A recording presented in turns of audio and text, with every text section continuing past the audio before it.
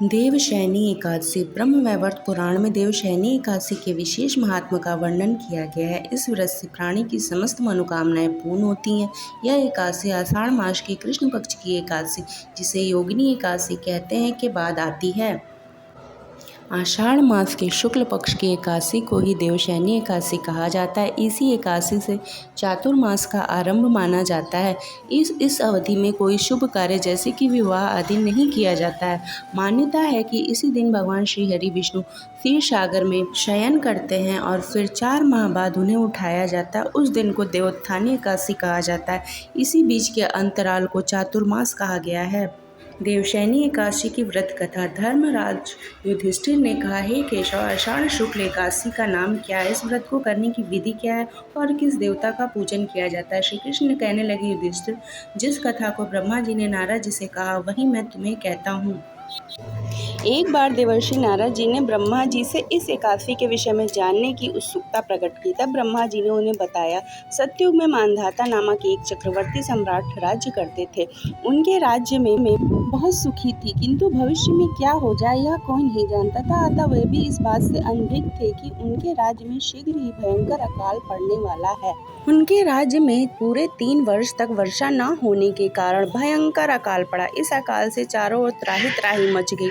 धर्म पक्ष के यज्ञ, हवन, पिंडदान, कथा, व्रत आदि में कमी हो गई।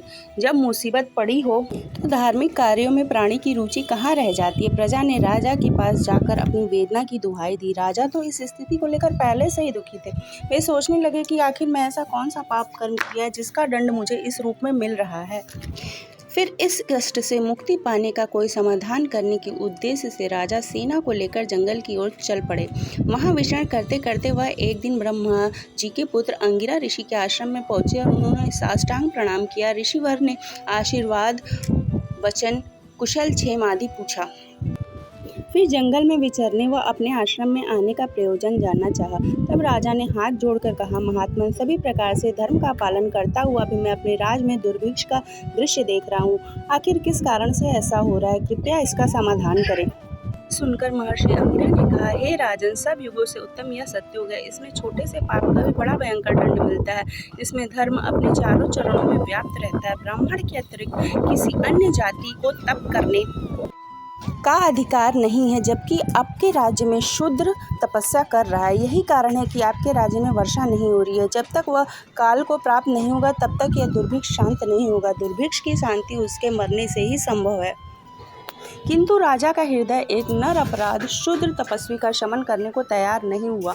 उन्होंने कहा, हे देव, मैं उस निरपराध को मार दूं, यह बात मेरे मन स्वीकार नहीं कर रहा है। कृपया करके कोई और उपाय बताएं।